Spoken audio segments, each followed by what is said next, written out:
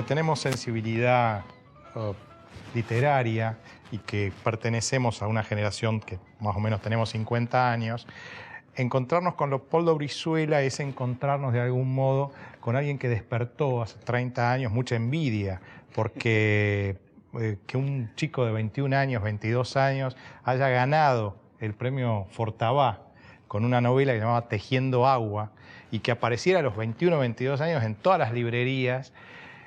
Uno se sentía en aquella época como una especie de ñomo, ¿no? Porque decía, ¿cuándo voy a poder conseguir lo que ha conseguido Leopoldo Brizuela? Y son 30 años en que ha fatigado la literatura con una eficacia muy interesante. Después ganó el premio Clarín con este libro Inglaterra, y su última novela, Lisboa, un melodrama, versa un poco sobre la Lisboa de los años 40, el Portugal de los años 40, aquel Portugal de Salazar, en donde aparece la fadista Amalia Rodríguez. Es también un especialista en interpretar, yo diría, algunos mitos populares en especial. De hecho, una de las últimas notas de artículos que escribió Leopoldo en el diario La Nación fue sobre la cantante pop o rockera Amy Winehouse, cuyo apellido nomás, como él mismo dice, evoca ya algo, ¿no? Porque aparentemente, no sé si murió justamente de una adicción, pero bueno, había algo en esa muerte, algo tumultuoso, algo tormentoso. Y uno de los personajes que me resultó muy curioso, y quizá ese fue uno de los motivos que nos inspiró con Juan José a invitarlo a Leopoldo, es que Leopoldo Brizuela escribió hace 8 años, en tapa del gran suplemento Cultura de La Nación, escribió un artículo que se llamaba La reina del humor era una escritora, sobre Niní Marshall. Y Juan José, en su último libro, Cuadernos, escribió un capítulo sobre Niní Marshall, de modo tal que concurren, ¿no?, sinfónicamente en un mismo personaje, y eso nos pareció interesante para que despertara. De manera tal que vamos a los auspicios y enseguida Juan José va a introducir a Leopoldo en este tema.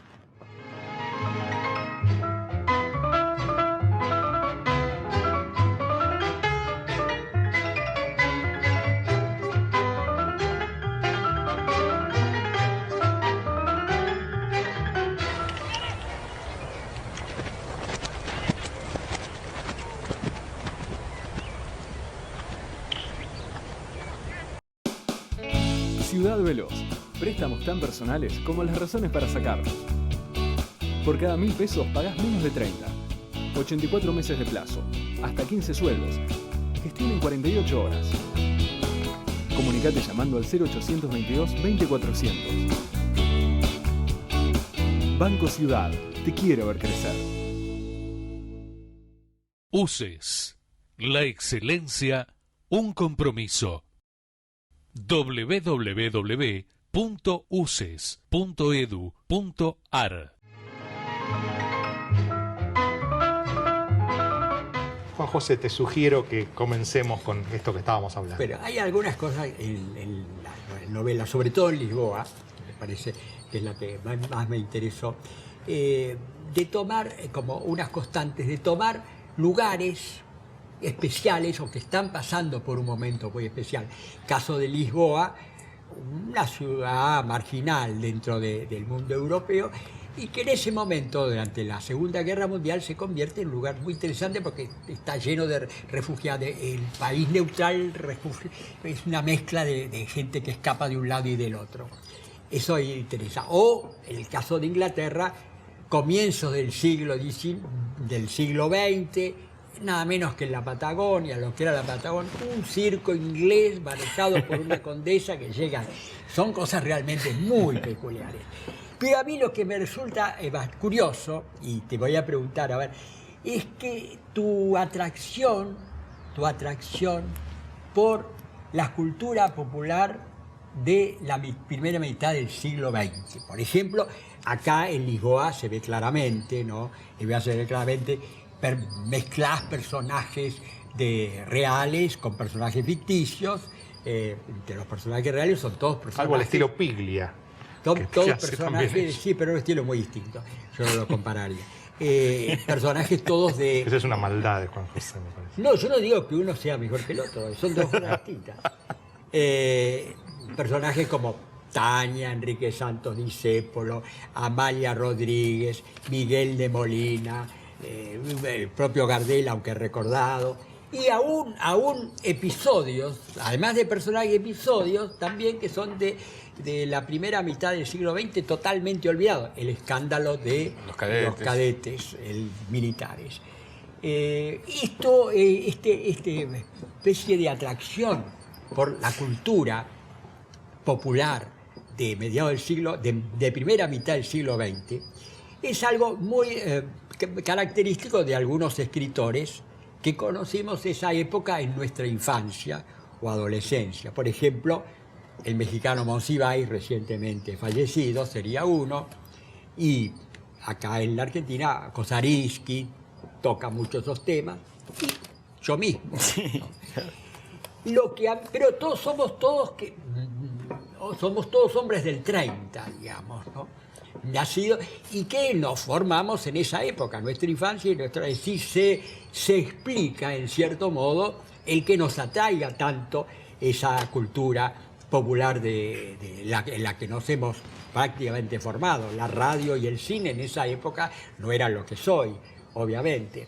Eran algo que la vida giraba alrededor de las salas de cine y alrededor del aparato de radio. Lo que a mí me resulta asombroso es que en un joven de la década del 60, nacido, vos sos del 60, de los 60, le interese eso, no es común, le interese ese mundo, ese pasado inmediato que no ha vivido, ¿no? Sí.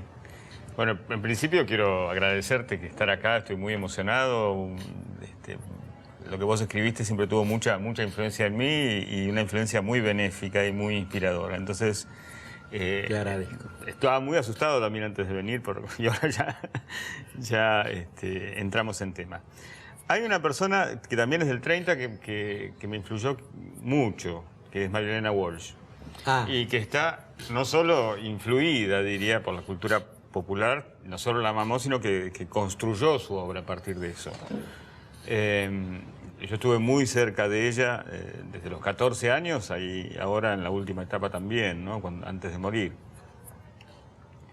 Pero, mirá, es muy sencillo. Yo crecí en esa cultura. Mis padres, por un lado, eran del año 16 y del año 20. O sea que yo crecí en los años 60 con una cultura de esa época.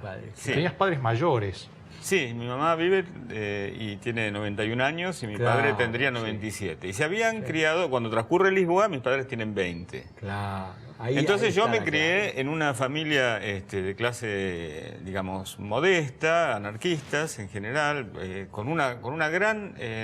catalanes, con una gran afición por la cultura popular y con una gran aprecio por la cultura. Entonces yo, en realidad, lo que siento es que tuve una atracción por la cultura de élite, pero que en realidad me formé en esto y volví, no es que yo lo elija, en el sentido como creo que sí lo hace Piglia, desde afuera, sino que estos personajes... Es vivencial, claro. Sí, claro. Muy vivencial. Esos personajes estaban... Se ve, eso se nota, sí.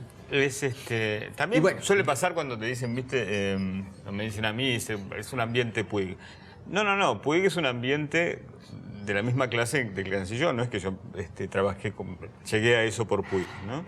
Con la gran admiración que le tengo a Puig. Sí.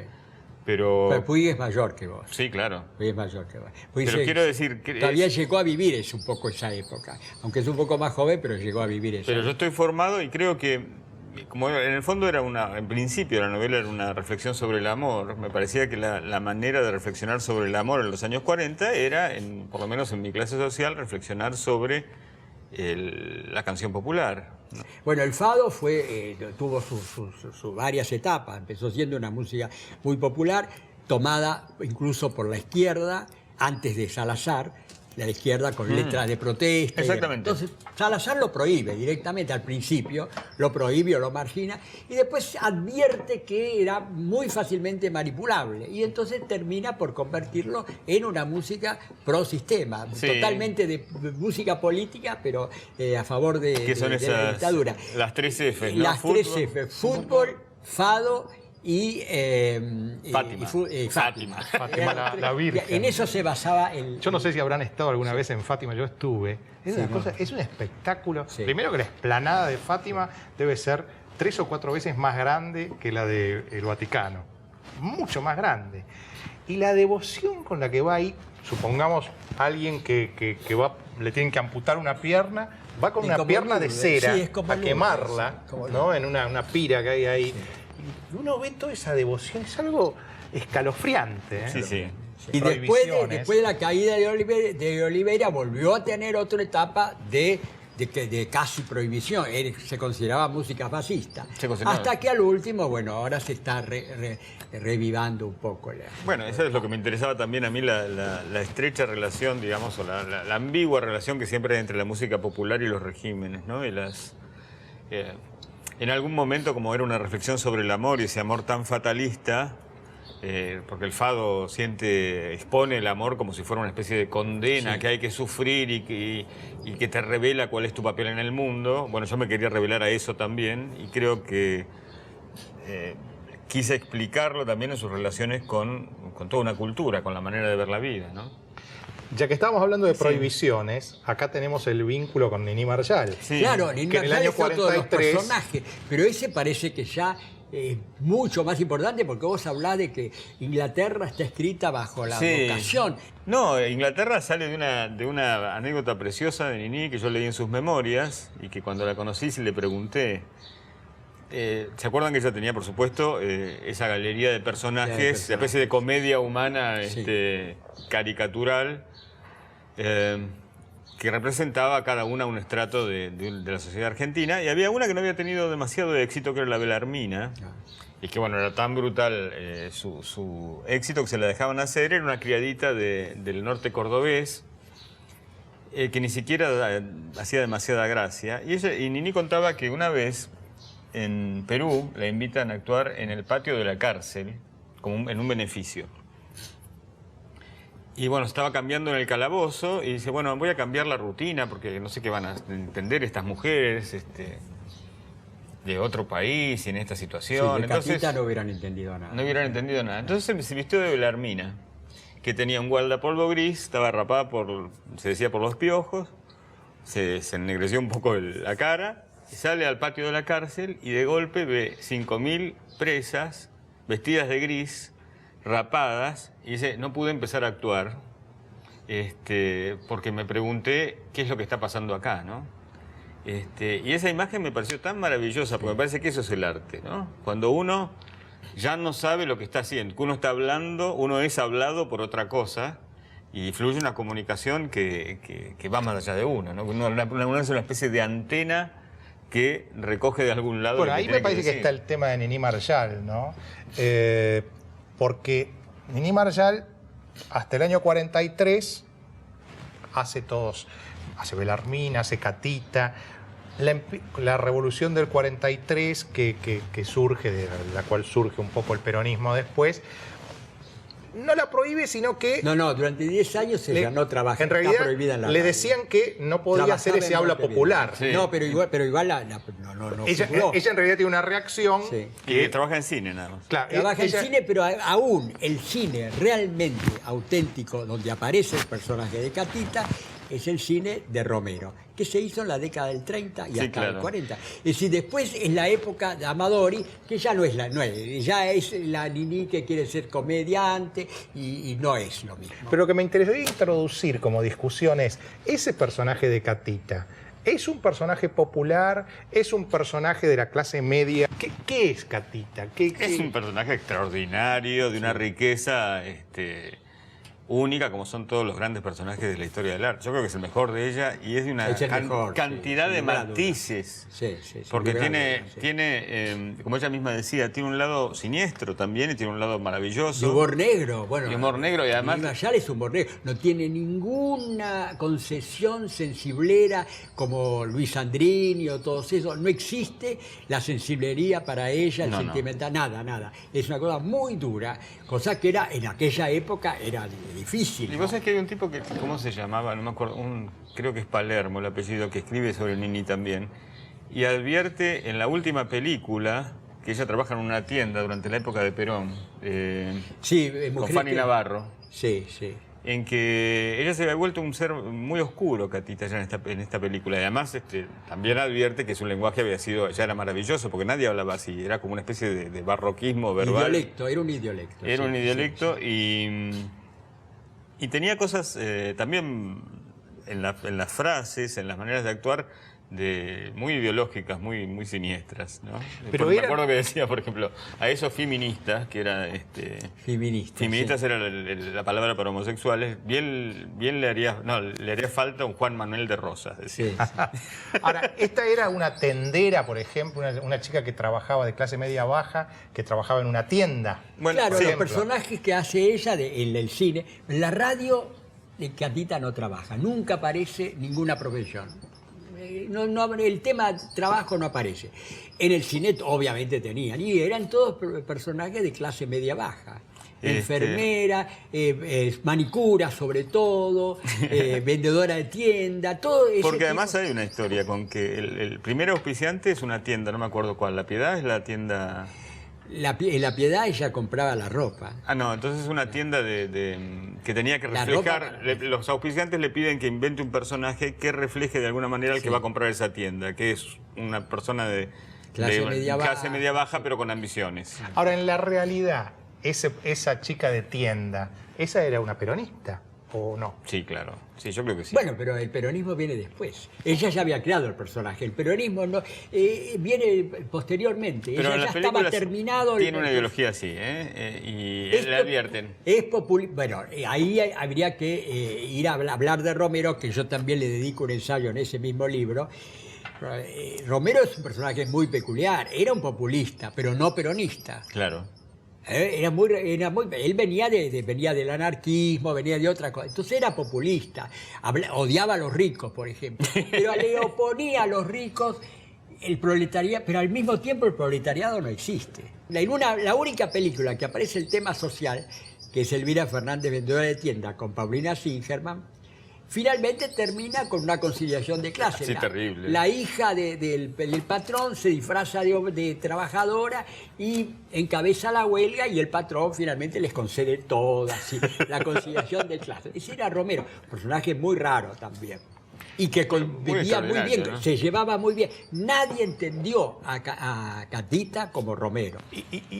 Introduzcamos entonces ahora, para enriquecer el personaje de la Mónica, ¿no? Esta bueno, Mónica, pero que era una venida sí. menos, una Venida- rica venida ese era- menos, es- pero es el posperonismo. Ese esto, es el ¿no? posperonismo, pero justamente ese personaje que ella conocía muy bien, porque había vivido mucho con ese tipo, la descubridora de ella, que es Pipita Cano Ravero, que era una chica, una niña bien, la imita mucho la manera. Ella la manera de conocer de la niña bien las conocía muy bien, porque vivieron las descubridoras, y después con toda la gente que eran amigas de ella.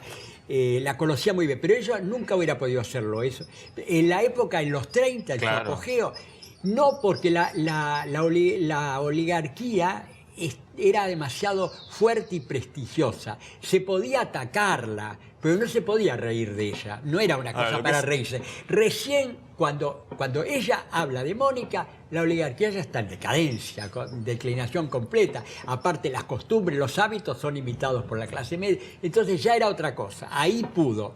Aparte que tampoco podía hacerlo en la época del peronismo, porque suponiendo que hubiera trabajo, porque los peronistas la hubieran tomado como propaganda política. cosa que ella no le hubiera entusiasmado. Es decir, que ese personaje solamente pudo hacerse en el 55. Ahora es extraordinario también, ¿no? Que fue sí, como la escritura Catita es totalmente... Mónica es totalmente surrealista. Sí, sí, Catita y Mónica son los dos. Cuando habla los chistes, que son, Sí, sí. no sé, son puramente de lenguaje, son absolutamente extraordinarios. Por eso yo en el suplemento también sobre una idea de María Elena Walsh, mi idea era rescatar la calidad de los libretos. De los libretos que son de ella. Incluso en las películas ella hace sus libretos. Ella puso como condición en el contrato que los diálogos de ella los escriba ella. Y son absolutamente de lenguaje, digamos. Si vos cambiás de lugar una palabra, el chiste ya no tiene efecto.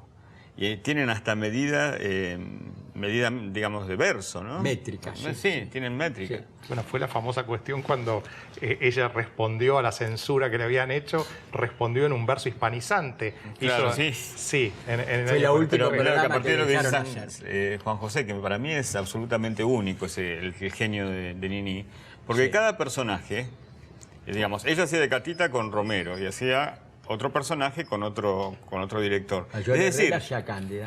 claro, Sí. cada personaje tiene un género distinto. Eso no lo hizo nadie. Escribe de una manera Ahora, diferente. vos decís que era una gran escritora y Juan José también la rescata, pero dice que era una mala actriz, dice Juan José. No, digo ¿Vos qué que es pensás? una mala actriz, digo, no era buena. Porque cuando ella intentó hacer comedia, en teatro, por ejemplo, fracasó. Cuando intentó hacer comedia, no era ni Olinda Bozán ni Paulina Singerman. Ella era una transformista. ¿Vos la rescatás como actriz y igualmente? creadora de personajes. Claro. Pero cuando, incluso en las comedias de Amadori, está como forzada, está como tímida, Mira, está como no sé, indecisa. hay una cosa extraordinaria que dijo una vez Pablo de Santis, que estábamos viendo una película de Nini Marshall, Mujeres que trabajan. Sí, la primera. Y están, el resto de las actrices, que son las mujeres que trabajan, actuando según los cánones de la época. Y entra Nini, haciendo de Catita, y dice, esta mujer entra del futuro, porque es un código de actuación completamente diferente, mucho más cercano a lo que ahora sería, qué sé yo, Casero, después lo que fue el Paracultural. A mí me gusta mucho como actriz, me parece, no como comediante, lo que entiendo lo que dice él, pero... Yo creo que es genial, pero no, una cosa es ser actriz, otra cosa es ser cómica. Hay muy pocas cómicas, mujeres, pocas en el mundo, hay muy pocas. Ella es una.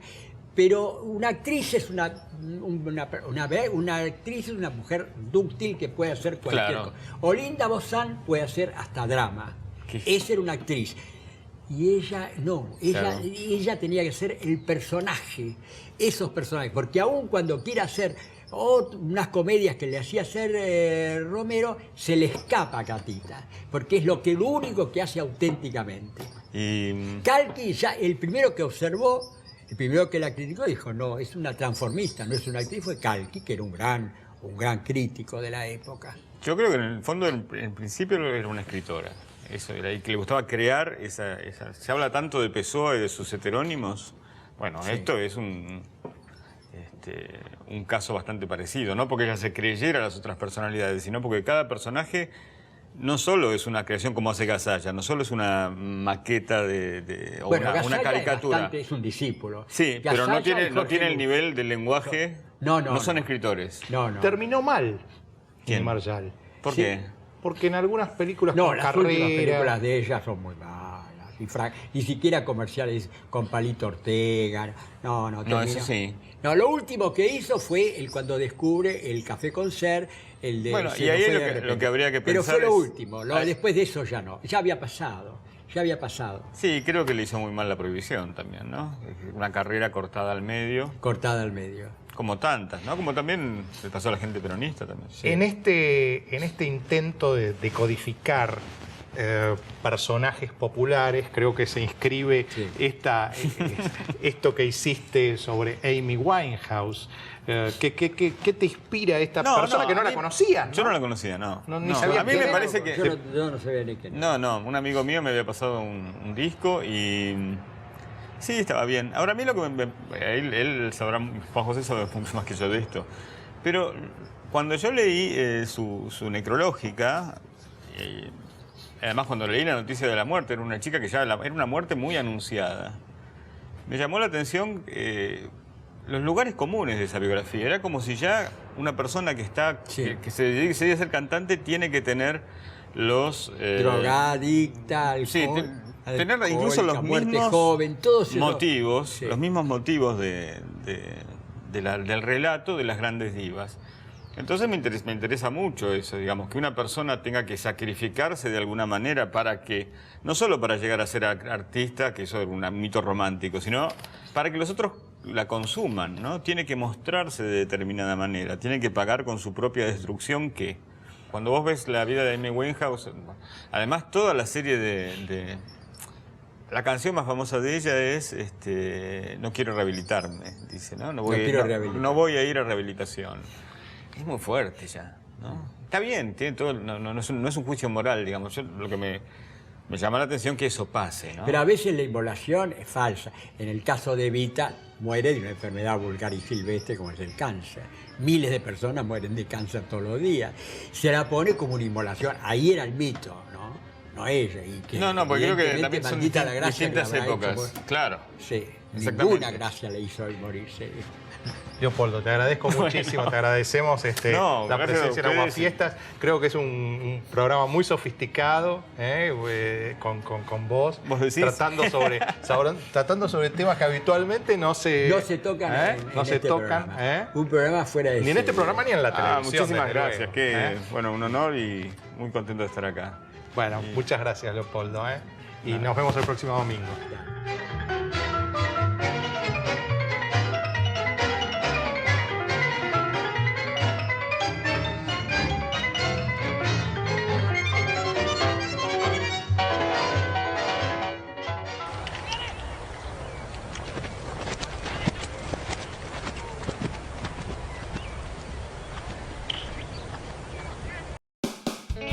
Ciudad Veloz. Préstamos tan personales como las razones para sacarlos. Por cada 1.000 pesos pagás menos de 30. 84 meses de plazo. Hasta 15 sueldos. Gestión en 48 horas. Comunicate llamando al 0822 20400. Banco Ciudad. Te quiero ver crecer. UCES. La excelencia, un compromiso. www.uces.edu.ar